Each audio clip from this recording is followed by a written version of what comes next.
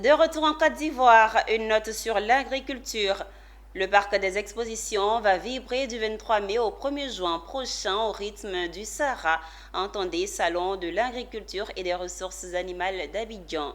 Tenez-vous bien, ce sont plus de 800 exposants qui sont attendus à cette occasion, a annoncé le ministère de l'Agriculture, du Développement rural et des productions vivrières lors d'une conférence de presse tenue jeudi au Sofitel Hôtel Ivoire. Revenons sur les détails avec Issa Badini et Tima Traoré. Ce sera du 23 au 1er juin 2025 au Parc des Expositions, la 7e édition du Sahara, la Biennale de l'agriculture et des ressources animales d'Abidjan. C'est l'information principale de cette conférence de presse animée ici par le directeur de cabinet du ministère d'État, ministère de l'Agriculture, du Développement rural et des productions vivrières. Un directeur de cabinet qui annonce déjà les couleurs et les orientations d'une édition qui veut faire la part belle au savoir-faire local. Nous envisageons de faire la promotion des terroirs. C'est là une innovation majeure.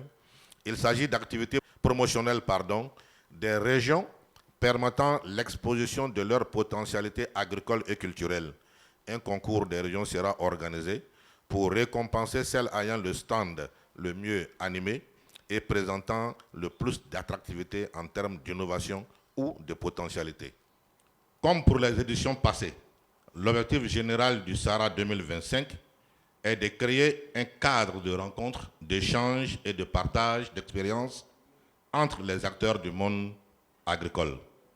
Mais de façon spécifique, notre ambition est de faire connaître les activités professionnelles de l'agriculture au niveau de tous les secteurs. 7e édition, le Sahara 2025, selon Noun Koulibaly, ce seront plus de 800 exposants qui sont attendus, le tout sous les regards de la Chine populaire, pays invité d'honneur.